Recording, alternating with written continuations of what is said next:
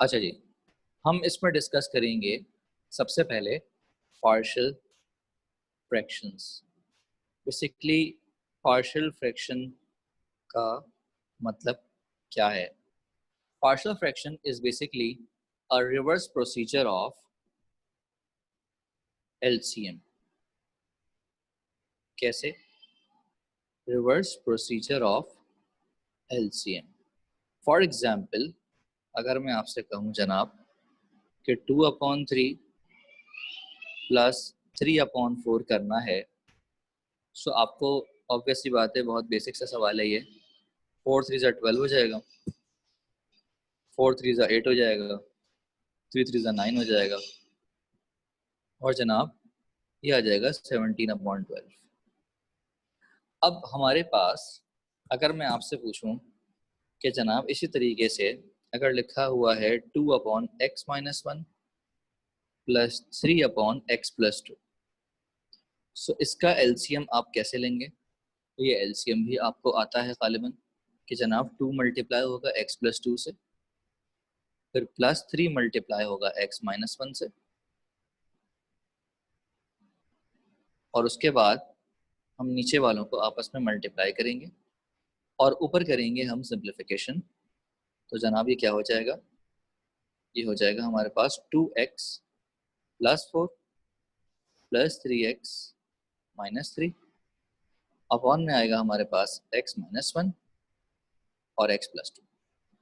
Further simplify कर लेंगे तो ये हो जाएगा 5x+1 upon x-1 into x+2। सो ये तो एलसीएम लेने का एक प्रोसेस है जो कि आपको आता है। पार्शियल फ्रैक्शन ये कहता है कि इसको वापस इस फॉर्म में लेकर आओ। इस प्रोसीजर को हम पार्शियल फ्रैक्शन कहते हैं। सो फॉर सपोज हमारे पास अगर सवाल हमें दिया हुआ है कि 5x+1 upon x-1 into x+2, और मैं आपसे पूछ रहा हूँ कि ब्रेक इनटू पार्शियल फ्रैक्शन। तो पीछे जो हमने एलसीएम लिया उसमें कोई मसला वो तो आता होगा ना सबको। सो लीनियर फैक्टर होता है ax प्लस बी और क्वाड्रेटिक फैक्टर होता है ax² plus bx plus c। सो हमने फैक्टर्स देखे वो हमारे पास लीनियर थे। सो हमने a अपॉन पहला factor first factor plus b upon second factor किया। ऐसा क्यों किया? ज़रा आप गौर से देखें इसको। आप देख सकते हैं कि यहाँ पर समथिंग अपॉन x-1 है और यहाँ पर समथिंग अपॉन x+2 है। तो ये समथिंग हमें नहीं पता। तो जब ये समथिंग हमें नहीं पता तो उसको हम सपोज कर लेते हैं a और b। बात समझ रहे हैं आप मेरी? तो इसका मतलब लीनियर फैक्टर जितने भी होंगे तो उसके ऊपर हम कोई अननोन रखेंगे और नीचे रख देंगे फैक्टर। मतलब न्यूमरेटर में कोई हम कांस्टेंट सपोज करेंगे जो कि हमें अननोन होगा, और अपॉन में डिनोमिनेटर में हम वही फैक्टर लिख देंगे और इनको हम सेपरेट करके लिखेंगे क्योंकि partial fraction is the reverse process of LCM. क्या ये बात क्लियर है कि ये ब्रेकिंग किस तरीके से होगी? क्या ये बात समझ में आ गई है आप दोनों को?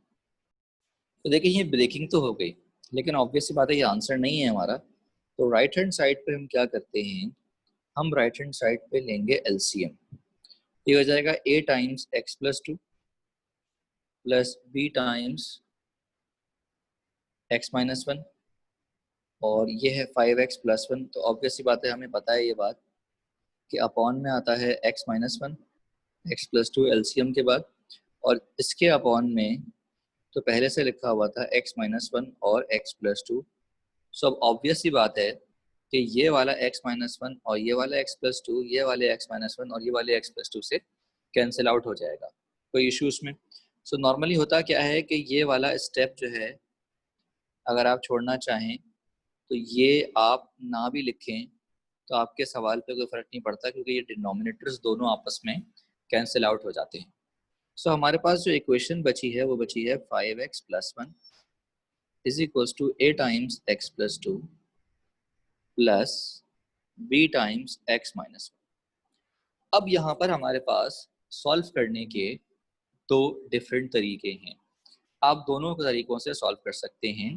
First of all I would like to tell you the method one. मैं दोनों मेथड से बताऊंगा, जहां जो मेथड इजी लगे लगा दीजिएगा, कोई मसला नहीं। तो पहला मेथड हमारा ये कहता है कि जनाब ये क्या हो जाएगा, ये हो जाएगा ए एक्स प्लस 2b और ये हो जाएगा बी एक्स माइनस बी। अगर हम अरेंजमेंट कर लें तो ये हो जाएगा a प्लस बी एक्स, यहाँ पर मिस्टेक की है मैंने, ये आएगा जनाब 2a और जनाब हम यहाँ लिखेंगे 2a माइनस बी। सो ये लिखा हुआ है 5x प्लस। तो अगर हम कर लें कंपेयरिंग,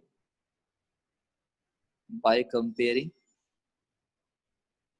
कोफिशिएंट्स, हम क्या कंपेयर कर रहे हैं, कोफिशिएंट्स कंपेयर कर रहे हैं। तो अगर हम कोफिशिएंट्स कंपेयर कर लें तो x का कोफिशिएंट वहां 5 है और राइट साइड पे a प्लस बी है, और इसी तरीके से ये है 2a माइनस बी। क्या ये बात क्लियर हो गई दोनों को? सो इसका मतलब अगर मैं दोनों को ऐड कर लूं, सो मैं लिख सकता हूं बाय एडिंग। सो एडिंग क्यों की है मैंने, क्योंकि ऑब्वियस सी बात है कि b और b कैंसिल हो जाएंगे। सो ये हो जाएगा 6 इज इक्वल्स टू 3a और आई कैन रादर से कि भाई a जो है वो 2 आ गया। अब जो भी आया है a, तो मुझे पता है कि भाई 5 इज इक्वल्स टू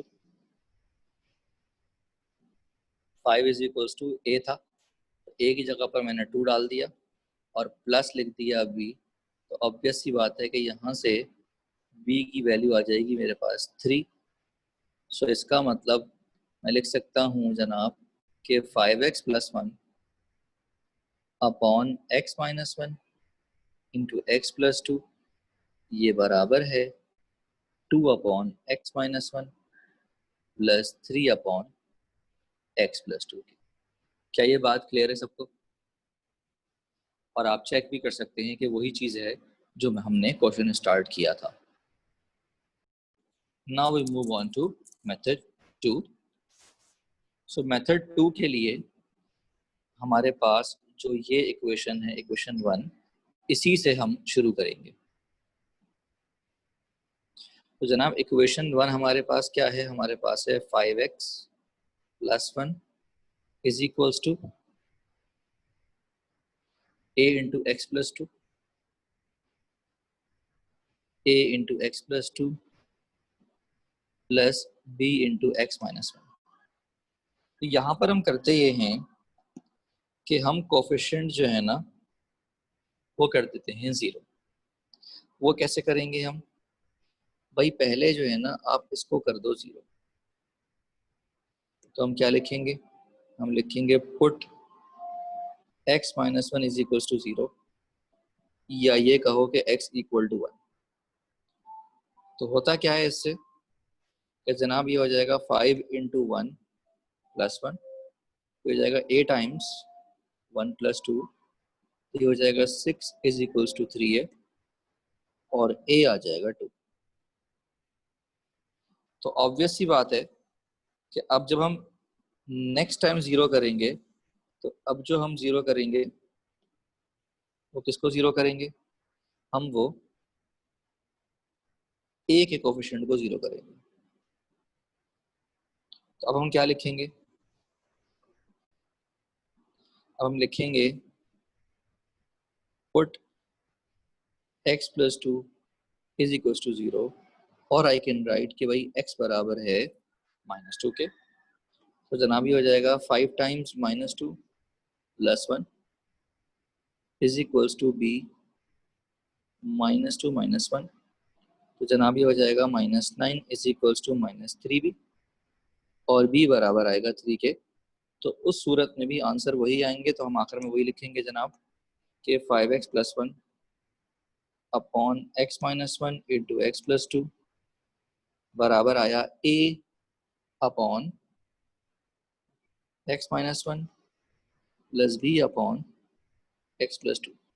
अब आपकी मर्जी है कि आप मेथड 1 अप्लाई करें या मेथड 2 अप्लाई करें, दोनों मेथड से बिल्कुल करेक्ट आंसर आता है। सो मुझसे अगर पूछेंगे तो लीनियर फैक्टर्स के लिए जो मेथड 2 है वो इजी है, मेथड 1 थोड़ा सा लंबा हो जाता है।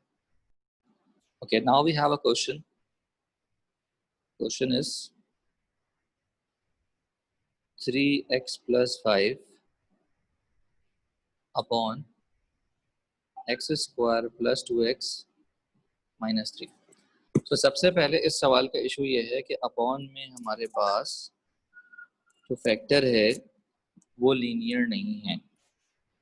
सो आगे जाकर हम ये बात देखेंगे कि ये क्वाड्रेटिक फैक्टर फैक्टराइज हो सकता है या नहीं हो सकता है।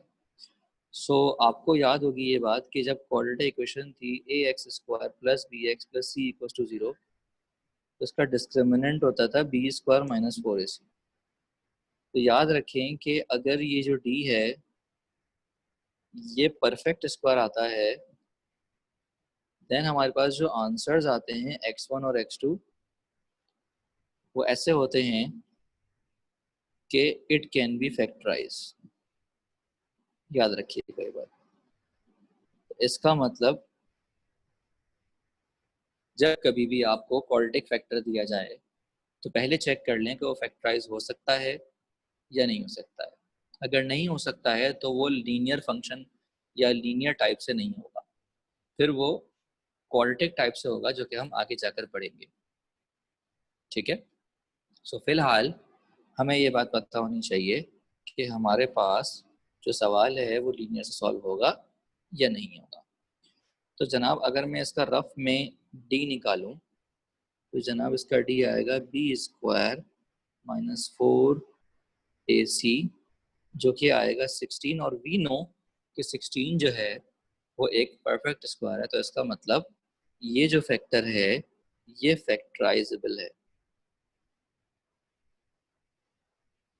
क्या ये बात समझ में आ गई? सो सबसे पहले आप क्या करेंगे, इसको करेंगे factorise. So X square plus 2x minus 3 को अगर मैं करूँगा मिडिल टर्म ब्रेक से सॉल्व तो ये हो जाएगा plus 3x minus x minus 3। जनाब x कॉमन है, ये हो जाएगा x प्लस 3, ये हो जाएगा -1, तो ये हो जाएगा x प्लस 3, तो ये हो जाएगा x प्लस 3 और ये हो जाएगा x माइनस 1। सो इसका मतलब पहले ही स्टेप पे मैं इसको बेहतर है कि इस तरीके से लिख लूँ कि जनाब इसके फैक्टर्स की फॉर्म में लिख लूँ मैं इसको। तो मैं इसको लिखूँगा in the form of upon में x प्लस 3 और x माइनस 1, और इसके बाद मुझे ये बात पता है कि ये हो जाएगा जनाब a upon x plus 3 plus b upon x minus 1। और इसके बाद का मेथड आपको मालूम है, लेकिन फिर भी मैं आपको दोबारा से समझा रहा हूँ। So it will become 3x plus 5 is equals to a times x minus 1 plus b times x plus 3. So what we do now, this is equation 1. So हम क्या करते हैं, हम पहले करते हैं एक फैक्टर को 0, जिसका मतलब है कि x की वैल्यू हो जाएगी -3। ये हम यहाँ पर पुट करेंगे, ये हो जाएगा 3 into -3 plus 5 is equals to a -3 minus 1. So that will become -4 is equals to -4a and a will be equal to 1. और इसी तरीके से हम यहाँ पर लिखेंगे put x minus 1 is equal to 0। इसका मतलब है कि x की वैल्यू 1 के बराबर है। कहाँ पुट करेंगे, इक्वेशन 1 में पुट करेंगे। तो जनाब ये हो जाएगा 3 इंटू 1 प्लस 5, ये हो जाएगा b इंटू 1 प्लस 3, जनाब ये हो जाएगा 8 इज इक्वल्स टू 4b। और अगर हम b निकालेंगे तो अब वो बराबर आएगा 2 के। जब a भी आ गया b भी आ गया, सो हमारे पास आंसर आ गया। जनाब क्या आंसर आया, हम लिख सकते हैं कि 3x + 5 upon x square plus 2x minus 3 can be written in the form of 1 upon x plus 3 plus 2 upon x minus 1. So is this clear to you? Now I'm taking a question from past paper. So it's from May-June 04. It's question number 9.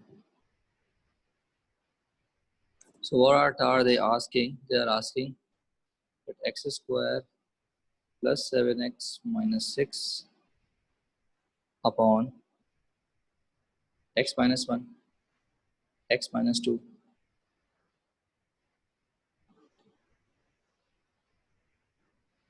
और x plus 1. सो इसको partial fraction में break करना है हमें. सो हमें ये बात पता है कि हम पार्शियल फ्रैक्शन में इसको किस तरीके से ब्रेक करेंगे. पहले हम क्या लिखेंगे? हम लिखेंगे a upon x minus 1 plus b upon x minus 2 plus c upon x plus 1. क्या ये बात क्लियर है? क्योंकि तीनों फैक्टर्स जो है वो हमारे पास लीनियर है.